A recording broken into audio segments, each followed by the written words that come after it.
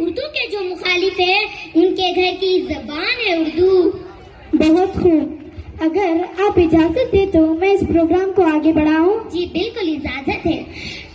سامعین اکرام، آج میں بچوں کے اقبال کے حوالے سے گفتگو کروں گی. گفتگو شروع کرنے سے پہلے میں آپ کو بتاتی چلوں کہ علامہ اقبال رحمۃ اللہ علیہ کی پیدائش 9 نومبر 1877 کو سیالکوٹ میں ہوئی، جو اب پاکستان میں موجود ہے. آپ کی شاعری محض شاعری نہیں بلکہ سورہ اسرافیل و نغمہ جبرائیل بھی ہے، جو اذان کی طرح مشرق اور مغرب کی وادیوں میں گونج رہی ہے. علامہ اقبال کی شاعری مذہب کو تہذیب سے اور تہذیب کو مذہب سے اور دونوں کو زندگی سے مربوط، مستحکم اور تازہ رکھتی ہے. محترمہ نشاط صاحبہ، علامہ اقبال کی لکھی ہوئی جو نظمیں ہیں بالخصوص بچوں کے لیے، ان پر آپ کچھ طلب کشائی کریں تاکہ ہمارے ناظرین جو زیادہ تر بچے ہیں ان سے محظوظ ہو سکے. دیکھیے، علامہ اقبال رحمۃ اللہ علیہ کو بچوں سے بڑی محبت تھی. وہ جانتے تھے کہ آج کے بچے کل کے معمار ہیں، اسی لیے ضروری ہے کہ ان کے بہتر انداز میں تربیت کی جائے. علامہ اقبال رحمۃ اللہ علیہ بچوں میں اچھی عادتیں پیدا کرنے اور ان کی تربیت کے لیے نہایت دلچسپ اور سبق آموز نظمیں لکھی.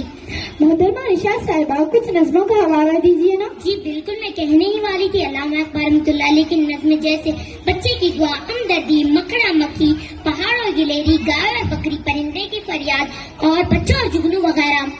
بچے کی دعا یعنی لب پہ آتی ہے دعا بن کے تمنا میری، لب پہ آتی ہے دعا بن کے تمنا میری، زندگی شمع کی صورت ہو خدایا میری، جسے ہم بڑے ہی ذوق شوق سے مدرسے کی اسمبلی پروگرام میں پڑھتے تھے اور آج بھی بہت سارے مدارس میں اسی ذوق سے پڑھایا جاتا ہے. جی بالکل. علامہ اقبال رحمۃ اللہ علیہ نے بچوں سے دعائیں کروائی اور پیام انسانیت دیا اور یوں فرمایا، وہ میرا کام غریبوں کی حمایت کرنا، وہ میرا کام غریبوں کی حمایت کرنا، درد مندوں سے، ضعیفوں سے محبت کرنا.